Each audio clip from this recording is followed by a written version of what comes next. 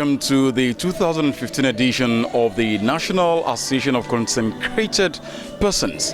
It's a glamorous event taking place right here in the city of Ibadan, or your state capital, right here at the SS Peter and Paul Seminary. You know, when you have great personalities, they are always in and around Catholic. I'm so proud to be associated with them.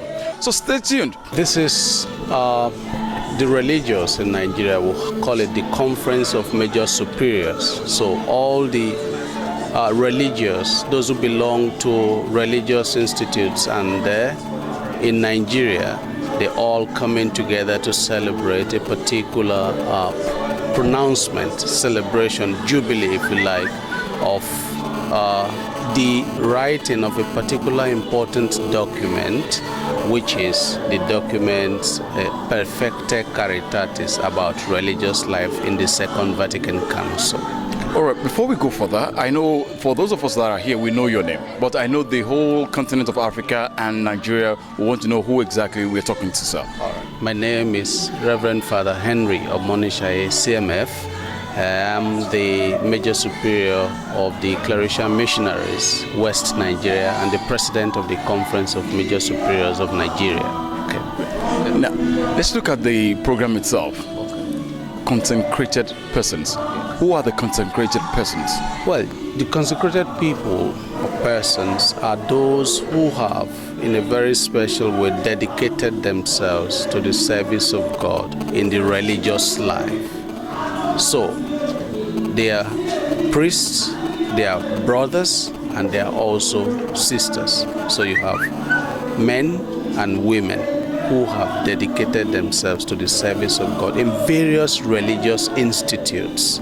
It can be a religious congregation, or it can be a particular group that we call societies of apostolic life. You know, they belong to groups like this. Okay. So after this forum, what does the participant stand to gain? Well, it's not about gaining, really. It's about a renewal of self. You know, it's a way of life as against a profession. You know, that you say you're working to do something. So it is a call to go back to our roots. The Pope Francis called this, and he says, look at the past with gratitude, you know, the present with also great joy, and then future with hope. So it's a way of living our life in a way that makes us relevant and become greater witnesses of God in the world today. Thank you. You're welcome, my Lord. Thank you, sister. As we all know, we're celebrating the year of consecrated life. The viewer at home, they want to know, who are the consecrated persons? First of all of us as Christians, by baptism, we are all consecrated. However, there are people who want to intensify their baptismal consecration by imitating, to use the words of the church, as closely as possible the very life that Jesus lived, the way Jesus lived and made the Father present to us. And we often say it is even the oldest form of Christian life, because the first apostles, when Jesus called them, he did not call them to be priests. He called them to come and follow him. So today, this is the paradigm of consecrated life. Those who want to follow Jesus, to live like Jesus, and then to imitate the life of the first apostles. So they look at Jesus, his life, his teachings, his example, and they make this their own pattern of living. Jesus came as a poor man, going to the letter to the Philippians, emptying himself. He came poor, in fact, and materially he had nothing called his own. He said the Son of Man had nowhere to lay his head. He was chaste. Physically, he had no wife, as everybody can observe and tell from the scriptures. And he was obedient to the Father. So consecrated persons make these three aspects of the life of Jesus their own way of life by what we call profession. They make a solemn declaration with their word that they want to live like Jesus. They are a sign of the kingdom of God who make Jesus visible every day for people to see. They are not priests, they are not lay persons as such, because the Code of Canon Law in Canon 207, especially paragraph 2, says that from both priests and lay faithful, some people choose to embrace this life. So it's a way of life of intensifying following Jesus. And they imitate the apostles who were not priests at the beginning. If you read the Acts of the Apostles, they had all things in common, and the idea was to live like Jesus. So these persons we celebrate this year, as declared by Pope Francis, are those who want to live every day like Jesus, and they make present particular characteristics of the life of Jesus, and it is this particular characteristic we call charism. Something, Jesus the teacher, you see people who teach, they live like Jesus and they teach. Jesus the healer, you see people who work in the hospital. Jesus who cared for the poor, Jesus who cared for the homeless. They live out the Beatitudes, to summarize it, the way Jesus taught it. Trusting in God, asking somebody else to direct them in the way they live. Thank you, my Lord. But why is this year so special? Since we have these people all this wide, then why is this year dedicated to them? Now, in the recent years, the popes have declared year for the priest, year for the lay faithful, and now they say, let us celebrate the consecrated persons also. For different reasons, people see them, and many are asking the questions. All these people who don't marry, what is their use in the society? And this is the year for consecrated persons to say, look, we mirror heaven. This is what we all want to be. People buy cars, some people may have 10 cars, they're still not satisfied. And then you see people who live without owning a car and they're happy. Our aspiration is to live in heaven here.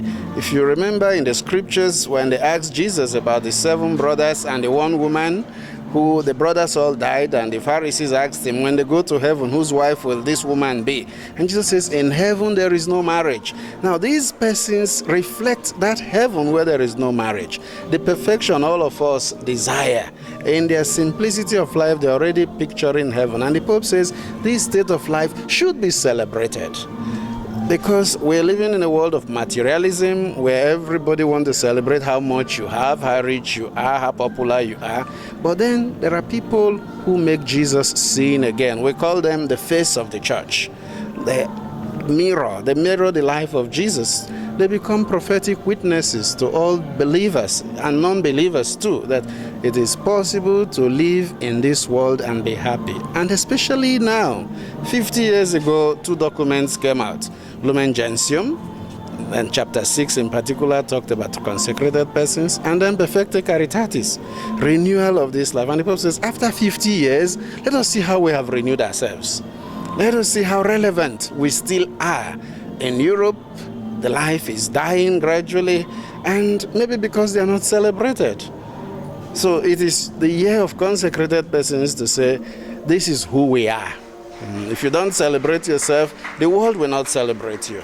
So tell us you are happy to be who you are, and of course, let us celebrate you. So we'll celebrate ourselves. May we meet you. Bishop Donatus Ogun, OSA. I am the Catholic Bishop of Uromi Diocese and the liaison bishop for consecrated persons at the CBCN. Thank you, my Lord. It's a pleasure. Thank you. My name is Reverend Father Zachariah Samjumi, the Catholic Secretariat of Nigeria. I am the Director of Pastoral Agents, and the consecrated persons come under this division in the church. The 2015 edition, what makes it so special? It is so special because the Holy Father himself has declared this year as a year that we need to celebrate consecrated persons. And by that fact, it becomes really very important for us as a church in Nigeria, and more so as consecrated persons in Nigeria working for our people, that we come together to celebrate what the Pope says, to revive joy in us as agents of evangelization, and also to retell the story of Jesus, which the consecrated persons carry. The consecrated persons are people who directly imitate the life of Jesus, the way he lived. Not having wealth, not having anything. So these are people who live for the good of others. If you look around and you see the sisters, the way they dress, simply tell the story of Jesus, and at the same time, they make prophetic stories around. You see them, then they tell you that it is possible to live this kind of life. It is possible to live for the good of others. It is possible to make life interesting, to sacrifice something for the benefit of others. This year's conference, what do we look forward to? We look forward to the renewal of this commitment, that once again we will tell this story with joy, that I am a consecrated person, not because perhaps I lack something or something like that, but that it is a chosen way of life, and thus there is joy, there is happiness to tell this story of Jesus once again in the world that is now ravaged by so many calamities. People are distressed. We need to bring back that joy.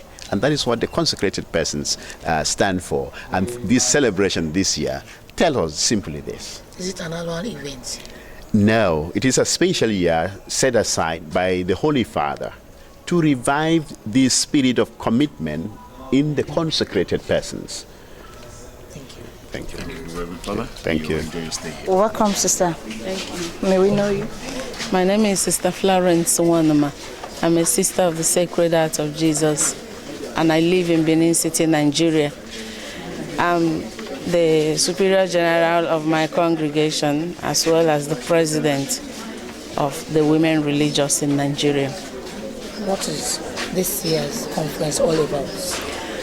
This celebration we have here is in commemoration of the year for consecrated persons in the world. The Holy Father Pope Francis declared the year for consecrated persons from the advent of 2014, and the year will run through the whole of 2015 and end 2nd February 2016, when there will be a bigger celebration in Rome to officially end the year.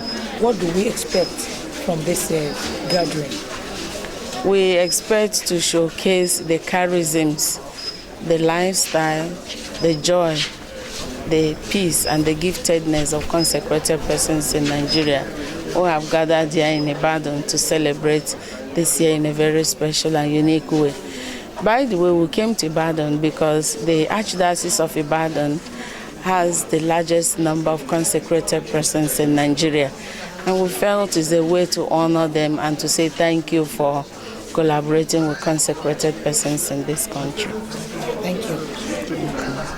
So, sister, as we celebrate this year, from among the consecrated person, priest, and we have sister, and we all know that priests, they celebrate Mass, we see them around, we know what they do. What exactly is the work of the sisters in the church or in the society at large? Their primary duty is prayer and the contemplation of things divine. And we don't have to do any other thing to be recognized. Once we do this, we have fulfilled our duties of the daily contemplation of God and His greatness and all that He does in our world and in our life. And then we also have apostolate in which we engage in. But there are some who are not involved in active apostolate. So what is important is that we are in daily communion with the Lord on daily basis and every day. And that's what is important. It's not whether we say yes or not. Thank you so much, sister. Reverend Father Justice Pokrzywinski. I'm American, but a Polish background. All my grandparents were Polish, so Father Justice is what I'm known here. What is the Association of Consecrated Persons all about? Well, it's following Jesus. That's they say in Latin, sequela Christi. Sequela means following. So that's what we want to do. We feel that the Lord is calling us in this way, so we want to follow Him. How often do we have this kind of conference?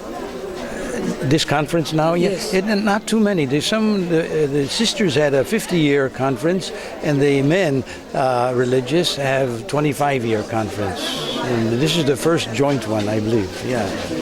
And what do we expect from this one that we're having in Ibadan? Well, I think a renewal of the consecrated life, or religious life, as we say. And that's what I think. That's what it's all about. The Pope said we should wake up the world, and we have to wake up ourselves a little too. And then that's what I hope we will do in this short time. It's only a short time, but it's important, I think. Okay, Reverend Father. Now, Nigeria is faced with diverse insurgency, corruption. How has the consecrated persons moved up? How have they supported the government to eradicate such situations? Well, for one thing, one of our promises or vows is poverty. And that means we're supposed to be able to give an example of living a simple life. And so that you're not aiming for things that maybe you can't have. And the happiness comes from a simple life. That's what we believe. And it gives us more time for families who have families. The families can be together in a more simple life. And also the authority, the promise or vow of obedience is respecting authority, but also challenging it if it's not what we feel is really a gospel value. Yeah, we should be able to speak out, and as St. Paul says, speak the truth in love. So not violence, but urge the government, as you asked, to follow the right path. I think, The number one challenge most countries in the world are having now is the challenge of insecurity, the terrorism. How do you think the consecrated persons can come in this aspect to help the nations across the world to overcome this challenge? Well, if you see many of our communities, even they may have started in one place in Nigeria, but then they're mixed and from all different tribes in one community. That's a good sign that we can live together. You don't have to be, there are greater values than your own needs. You have your own needs, your own people, that's important. But then I think living our community life can be an example that we can live in peace with differences. Please, can we get to meet you? Thank you. Sister Julie Abakoba. Now, Clarissa Missionary Sisters of the Blessed Sacrament, working at Neo Diocese. Who are the consecrated persons? There are people set apart for service of God. There are the priests, religious men and women. Our work is to pray and for the service of the people, giving themselves for God, just imitating Christ in the simple way of life. The essence of this 2015 edition, what will you say it is? It is great. I thank God for the gift of our Holy Father, who just pronounced that this year will be a year of consecrated life. It is for us to celebrate. 2 years ago, it was year for the priest, set apart for the priest. This year is for us, consecrated men and women. So it is our year, and we are meant to celebrate. And what do we expect from this conference? Just prayer, knowing ourselves, coming together, reunion of men and women religious. I am Father Michael Odubela of the Oblates of St. Joseph. Looking forward to what to achieve from this is, the glory of God first and foremost, and of course the salvation of our souls.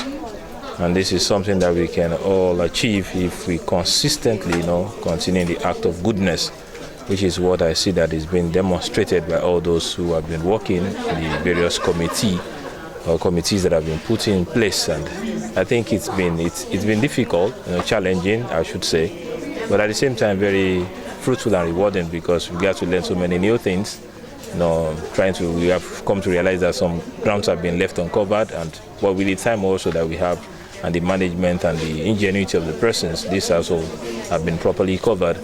We are happy that at least so far so good. We have good news from all those who have been coming, no accident, nothing of such.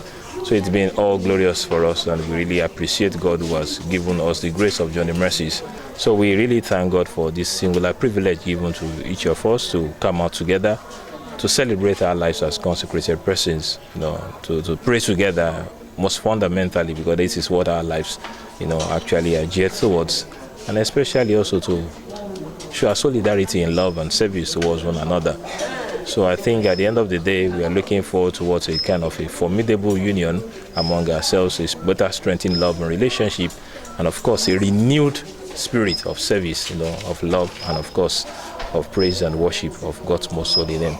And like I said also in the first interview, that the theme for this year's celebration for us, as we gather this national celebration, is the witness of consecrated persons to a violent world, and how we also as individuals can become agents of peace in our world, especially as the world is lacking so many peaceful atmosphere. We find so many areas of the world today, in Africa, outside of Africa, in the East, in Asia, everywhere there is so much turbulence, so much violence, and we are actually praying, by the day for peace, praying that God also will make us first and foremost agent of peace. So we're not just praying for it, but we also become peace ourselves, and then when we become peace, the world also can have peace.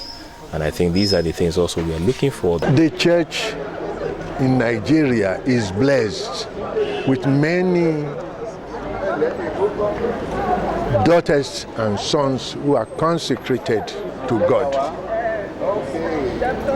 The Holy Father, Pope Francis, has set aside this year especially for consecrated persons, a year to reflect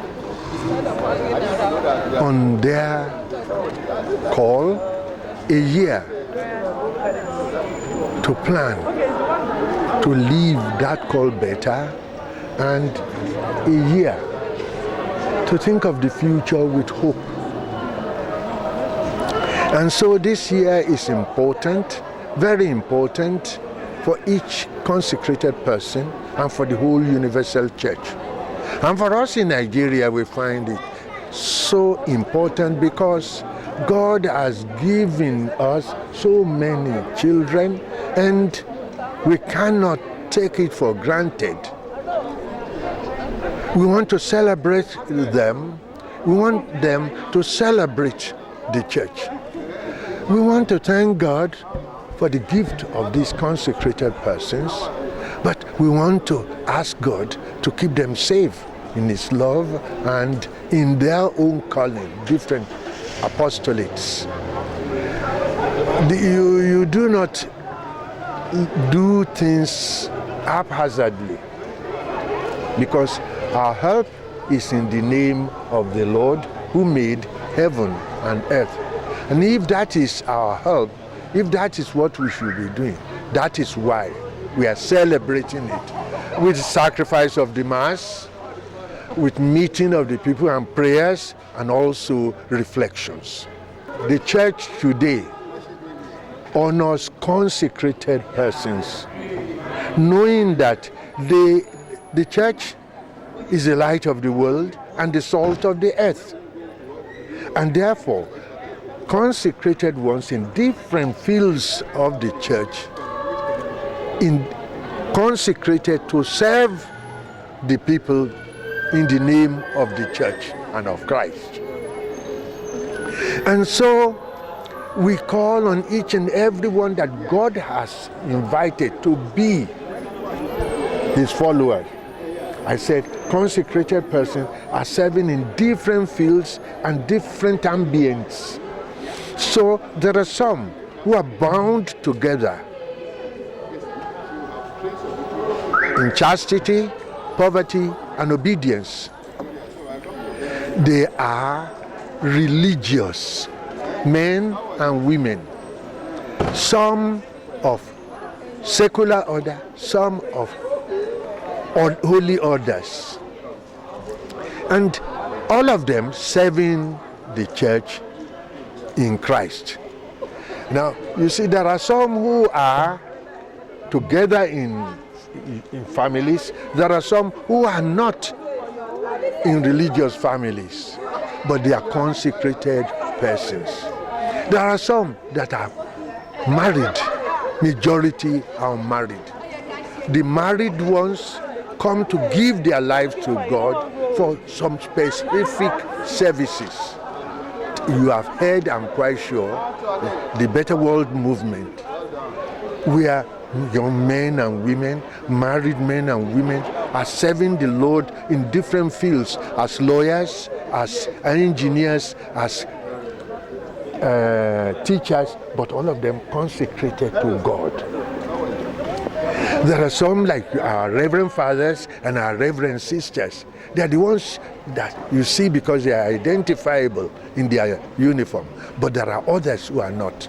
So the church says, you are for Christ, they are the arms, the legs, the eyes of the church, wherever they are. And so the first and foremost thing we ask of them, be faithful to your calling. Be faithful to your calling. Do not let down your guard. Remember that you have to pray. Be men and women of prayers and be dedicated in your prayer life, so that when you are serving others, as St. Paul enjoined us, so that we do not become ourselves a castaway. Be ardent in prayer. Be faithful to your calling. And with all serving the Lord the way you know best, may the Lord continue to guide. This conference is rallying together members of the consecrated life in the Catholic Church all over Nigeria. It's a national celebration of religious people. Those we call religious are the ones we call consecrated life. They are both male and female, and some of them too are Reverend Fathers, some of them are Reverend Brothers, and the majority of them are Reverend Sisters. What it means is that they are the people set apart. They are not all of them can be priests because they are of the women, and some men too, they don't want to be priests, they just want to remain brothers. They have various apostolates, that is various works. Among them, you have those who work in hospitals, those who work in schools, those who work in nursing homes, those who work do social work. Now they are even going into communications, but their own is not in heavy demand, heavy money, and the rest of it. But they are ready to work for the church and make the church present everywhere and witness to Christ everywhere. That's their purpose, to witness to Christ. And they have what we call three evangelical vows. That is, they make promise on 3 points: poverty, chastity, and obedience. That is, they want to remain poor. Poor means they don't have something personal. Whatever they have is for the congregation, for their society. And when we say they are poor, they are looking nice. That's not a sign of poverty. They are not in rags. Whatever they have, they are detached from it. That is, doesn't disturb them, doesn't become their God. Because some people worship God, they worship money as gods. But you see them in a fine house. When you go there, you just go with your bag. You're coming out, you come out with your bag. That's it. They will say chastity. That is, they won't marry, therefore no children. But they take care of a lot of children in schools and the rest of it, or in nursing homes. Then we say chastity, poverty, and obedience. That is, they always have leadership. And their leaders are always to guide them in the way of Christ, to show them what Christ wants them to do. Or we call something the founder. The spirit of their founder is important, like the Dominicans now, founded by St. Dominic. The Franciscans, founded by St. Francis, and the rest of it. So they always follow the spirit of their founders and the teachings of their founders. They are within the Catholic Church, but they live in groups. They don't live alone. They have to live in communities. They don't live alone. That is their rule. So each congregation has its own rules and guidelines. They have their ways of life. If you watch well, their uniform, they are quite different from one another. That's the way you identify them. And they all have their own names, their founders, their superior general, they have provincial superior, they have community superior, they all have that. So they do special service for the society in a special way, without demanding much money, except what they are going to live upon. This particular one was pronounced by the Pope in October last year, and it will end February next year. He calls it Year of Consecrated Persons. In the years past, we had year for the family, then we had year for the priests. But this one is called Year for the Consecrated. It takes a whole year, which means he wants us to spend this year that we may know more about them, and for them to go and walk, to go and become witnesses to Christ in various places. He wants them to come out so that they don't hide anymore. Go out, let people know you. Let them know your work. Let them know that you represent Christ. Let them know that you are witnesses to Christ. That's what he's telling them, Pope Francis. I would say they should live according to the promises they made to the Lord in the area of poverty, chastity, and obedience. They should obey their superiors. They should live simple lives. They should not be greedy like some people. Then they should love all men and women. They should be examples of good life to others, of simplicity, accommodating, humility, all that they should do. Because if they are not symbol of Christ to the world, then they are not doing their work.